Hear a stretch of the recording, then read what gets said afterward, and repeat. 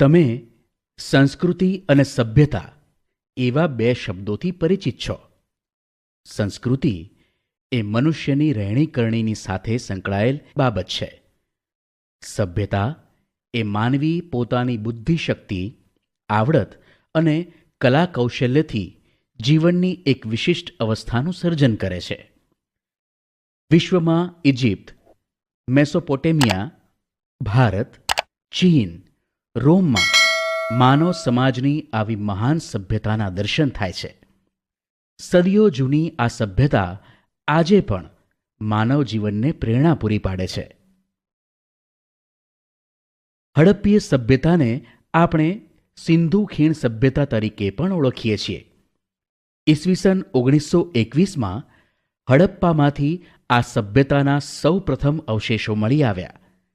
ભારતના ઉત્તર પશ્ચિમ ભાગમાં ફેલાયેલી સભ્યતાના અનેક સ્થળોમાં હડપ્પા, મોહેનજોદડો, લોથલ, ધોળાવીરા, કાલીબંગન, રાખીગઢી વગેરેનો સમાવેશ થાય છે. નકશામાં હડપ્પીય સભ્યતાના સ્થળો દર્શાવ્યા છે, તે જુઓ. આયોજનબદ્ધ નગર રચના એ હડપ્પીય સભ્યતાની સૌથી મોટી લાક્ષણિકતા હતી. નગરોની રચના એક સમાન થયેલી હતી. તમામ સ્થળોએ પશ્ચિમ તરફ કિલ્લો અને પૂર્વ તરફ સામાન્ય પ્રજાની વસાહત હતી. બંનેને જુદો પાડતો રાજમાર્ગ વચ્ચે આવેલો હતો. પશ્ચિમમાં આવેલા કિલ્લાની ફરતે કોટ હતો. કિલ્લામાં સંભવતઃ શાસકો રહેતા હોવા જોઈએ. તેમની નગર રચનામાં મોટે ભાગે ઈંટો વપરાતી.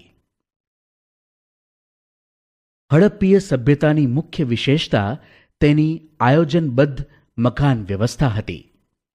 પૂર અને ભેજથી બચવા મકાનો ઊંચા ઓટલા પર બાંધવામાં આવતા.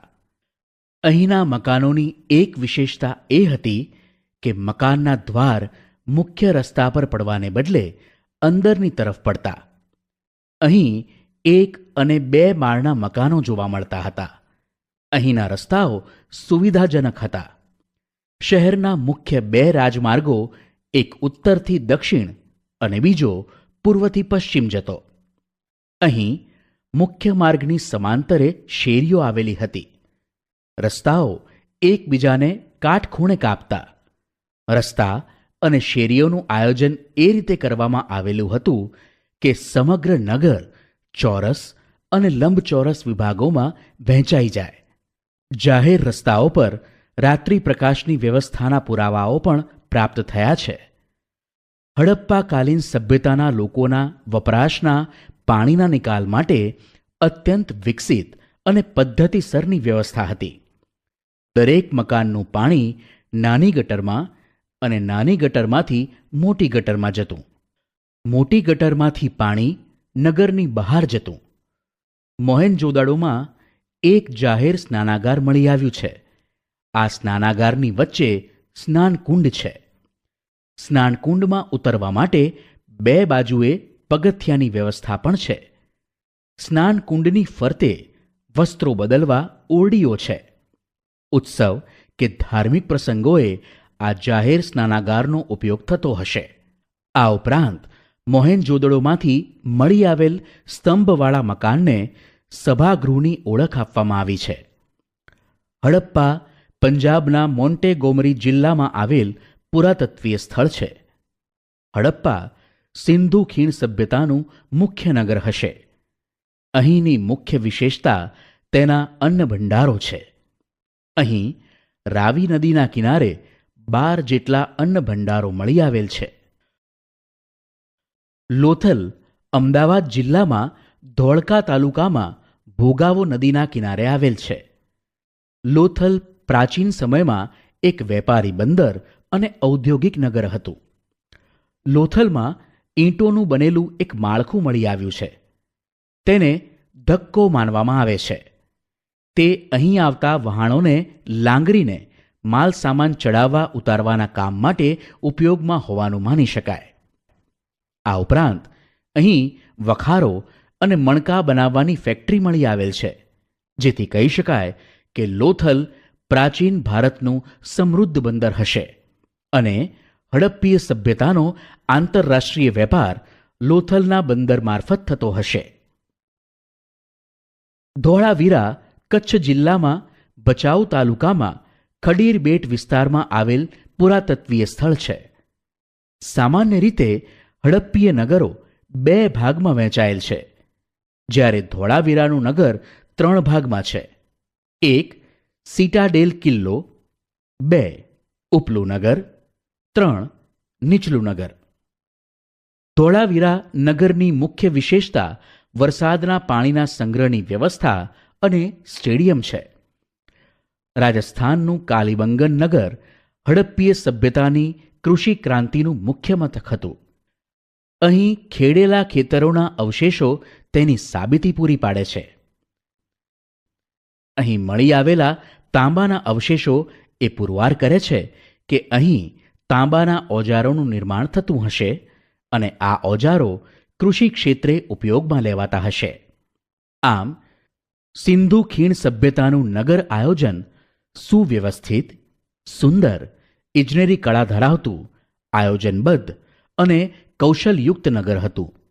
તેમાં તે વખતના શાસક વર્ગની શાસન શક્તિ, ઇજનેરોની બુદ્ધિમત્તા અને કારીગરોની કલાશક્તિનું અદ્ભુત પ્રતિબિંબ પડે છે.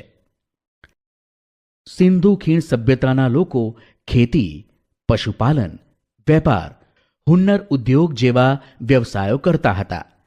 ખેતીમાં ઘઉં, જવ, વટાણા, તલ, સરસવ વગેરે પાકોની ખેતી કરતા.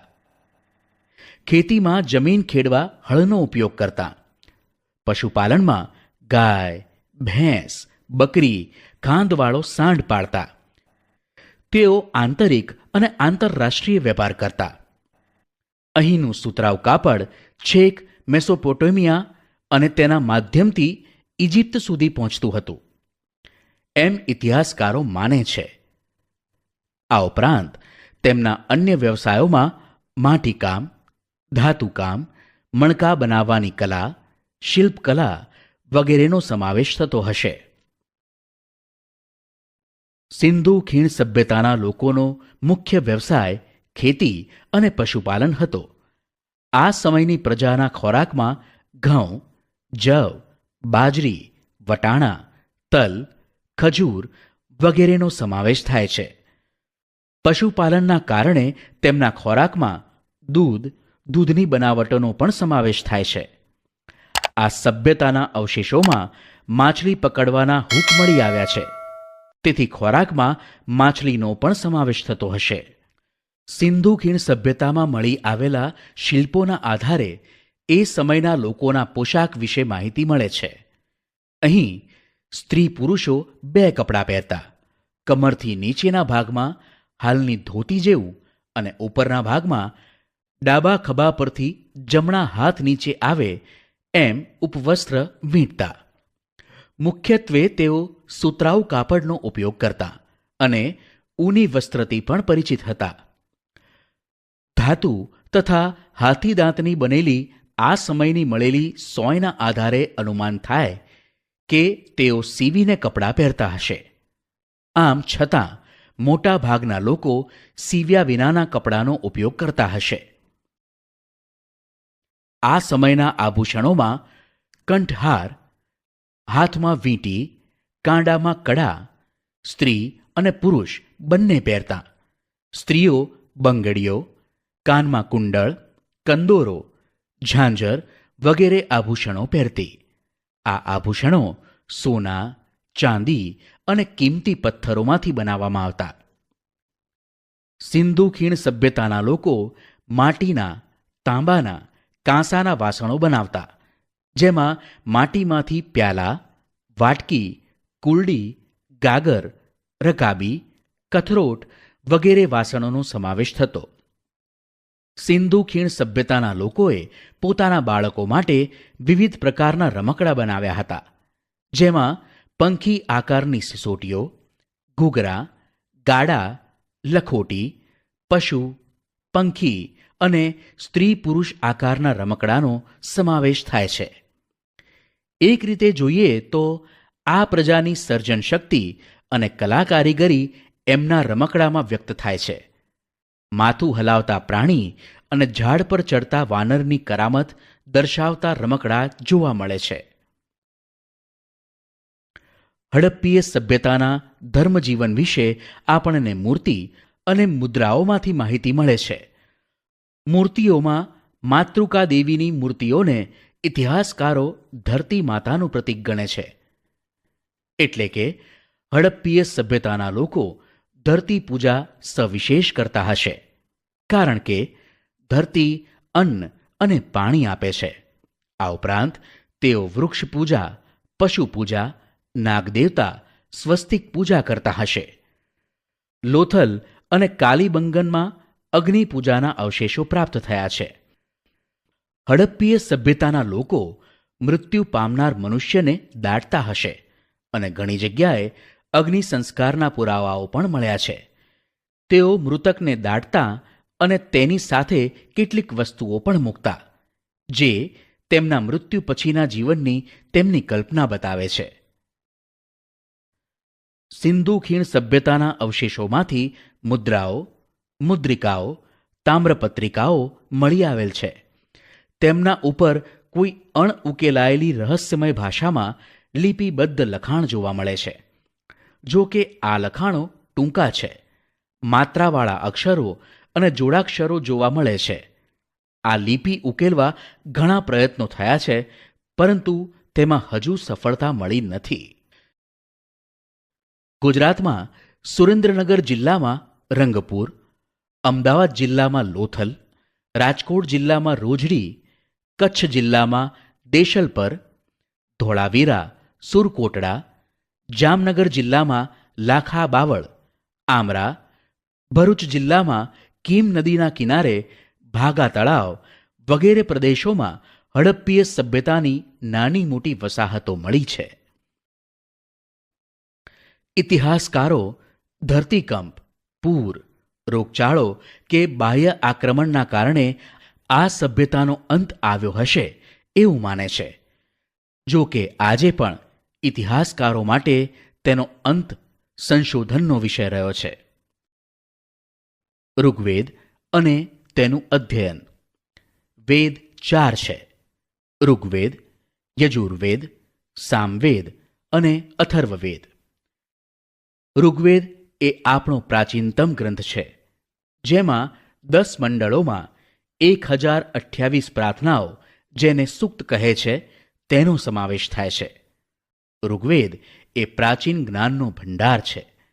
તે પ્રાચીન સંસ્કૃત કે વૈદિક સંસ્કૃત ભાષામાં લખાયેલ છે.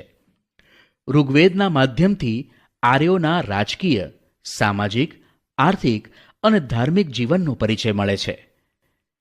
ઇતિહાસકારો, પુરાતત્વવિદો ઇતિહાસ જાણવા માટે પ્રાચીન અવશેષોની સાથે ઋગ્વેદનો પણ અભ્યાસ કરે છે.